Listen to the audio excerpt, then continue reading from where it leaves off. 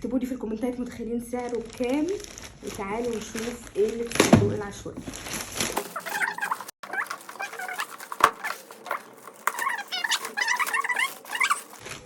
بس انا عايزه اقول لكم انها خفيفه قوي. انا هفتح كده ولا لا؟ استنوا، انا هحط ايدي واشوف اي حاجه معاكم.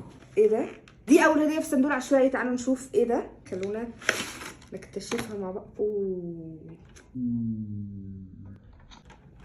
مكسوره. خلينا نشوف اللي بعدها.